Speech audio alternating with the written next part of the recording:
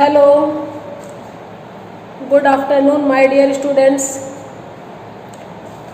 BA part first के paper second में चंद्रधर शर्मा गुलेरी की कहानी उसने कहा था कि मूल संवेदना संबंधी वीडियो हमने देख लिया, यानी मैंने बनाया और आपने देखा। उसने कहा था कहानी कैसे हिंदी कहानियों की सिरमौर है, कैसे हिंदी कहानी के युग में वह अपना अक्षुण्ण स्थान बनाए हुए है। उस कहानी का विषय प्रस्तुतिकरण, उस कहानी का भावबोध आप तक पहुंचाने का मैंने एक प्रयास किया था।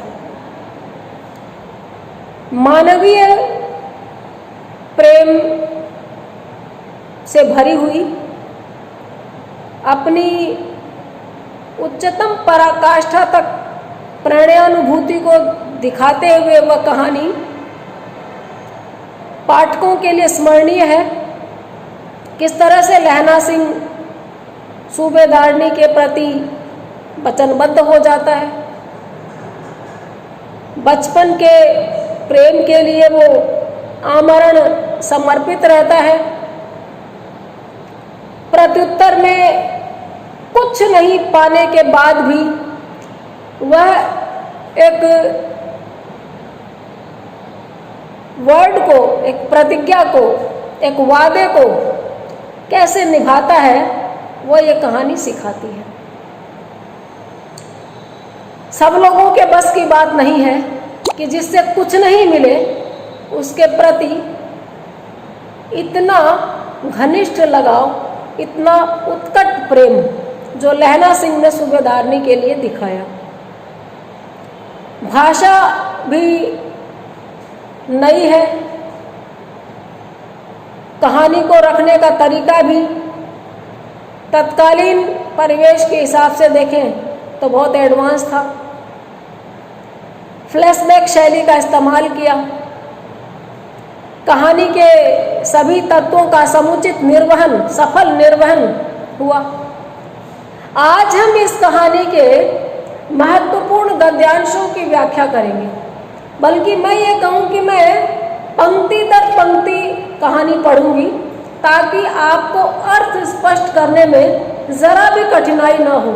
क्योंकि जैसा कि मैंने बताया पहले वीडियो में, आप जिस उम्र के हैं, मैं स्टूडेंट्स की बात कर रही हूँ, और अब तक जितना कुछ पढ़ा है, जो मैं जानती हूँ, मेरा अनुभव आपको लेकर, आपके लिए बहुत कठिन है बहुत सारी चीज़ें पढ़ना। आपकी उम्र के वो बच्चे जो लगातार साहित्य से जुड़े हुए हैं, नो डाउट इस कहानी को पढ़ लेंगे, समझ लेंगे अपने आप। लेकिन आप लोग साहित्य से सिलेबस के अलावा कम ही परिचित होते हैं, तो थोड़ी सी मुश्किल है। कोई तंज नहीं है, ये हकीकत है। आपको लाइन वाइज मैं ये कहानी सुनाऊंगी। कहानी सुनना और कहानी सुनाना तो रोचक काम है देखा जाए तो। बड़े बड़े शहरों के इक्के गाड़ी वालों के जबान के कोड़े से जिनकी पीठ छिल गई है और कान तक पक गए हैं, उनसे हमारी प्रार्थना है कि अमृतसर के बम्बू काट वालों की बोली का मरहम लगावें। जब बड़े बड़े शहरों की चौड़ी सड़कों पर घोड़े की पीठ को चाबुक से धुनते हुए इक्के वाले सभी घोड़े की नानी से अपना निकट संबंध स्थिर करते हैं, कभी राह चले पैदलों की आँख के ना होने पर तरस खाते हैं, कभी उनके पैरों की उंगलियों के पोरों को चीत कर अपने ही को सताया हुआ बताते हैं, और संसार भर की ग्लानि, निराशा और क्षोभ के अवतार बने नाक की सीध चले जाते हैं। तब अमृतसर में उनकी बिरादरी वाले तंग चक्करदार गलियों में हर एक लड्ढी वाले के लिए ठहर कर शब्द का समुद्र उमड़ा कर, बचो खालसा जी, हटो भाई जी, ठहरना भाई, आने दो लाला जी, हटो बादशाह, कहते हुए सफेद फेंटों, खच्चर और बत्तखों, गन्ने और खोमचे और भारे वालों के बगल से राह लेते हैं।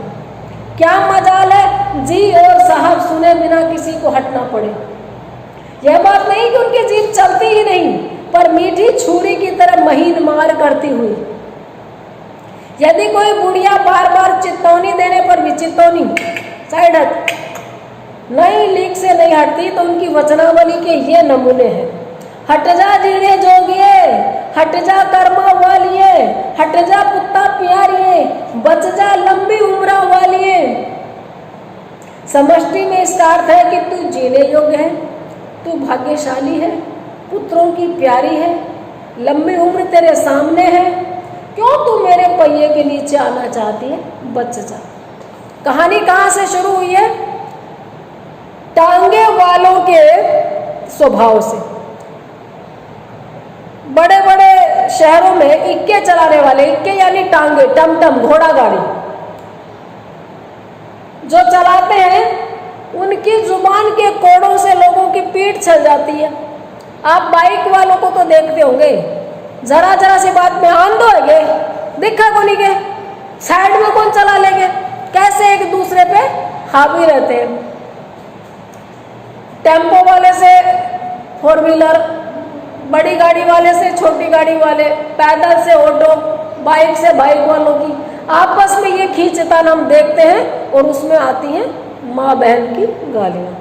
यहाँ पर यही है कि बड़े बड़े शहरों में टांगे वालों की जुबान की के चाबुक से लोगों की अगर पीठ छिल गई हो, तो लेखक प्रार्थना करते हैं कि वो लोग एक बार अमृतसर में बम्बू काट चलाने वालों की बोली का मरहम लगा दें। बम्बू काट, ये बैलगाड़ी कह दीजिए, लकड़ी की गाड़ी कहिए, जिस पे आगे पशु जुता रहता है।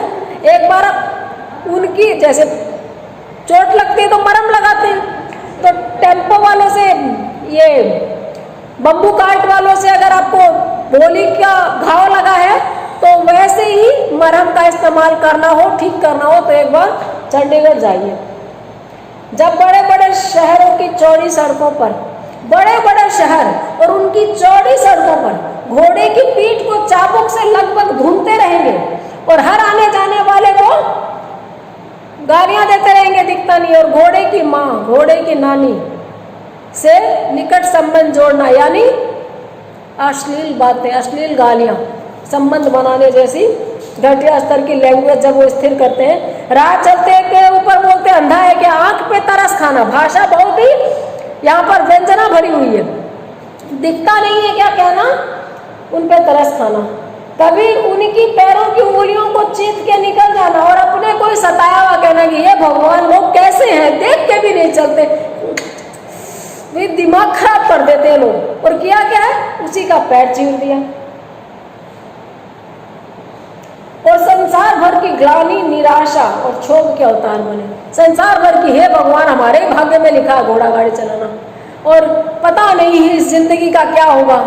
मतलब नाक की सीध में चले जा रहे हैं, दूसरों को सताए जा रहे हैं, दाएं बाएं नहीं देख रहे, लेकिन अपने को ही सबसे सताया बोलेंगे कि मेरा तो कोई है ही नहीं, मुझे तो समझ में नहीं आता, ये घोड़ा गाड़ी के आगे लोग क्यों आ जाते हैं, इनको बाहर निकलने कौन देता है, इनको चलना भी नहीं आता ठीक से।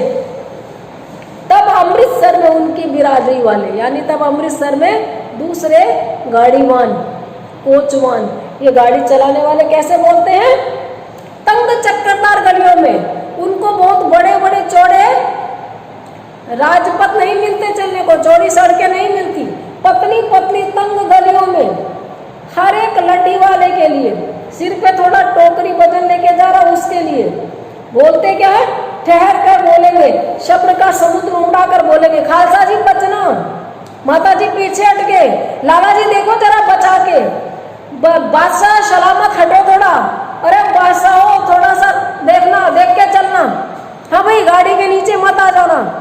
अपने घोड़े को भी लगाम देते हैं, बिना उनको चाबुक बरसाए आने जाने वालों का भी ध्यान रखते हैं।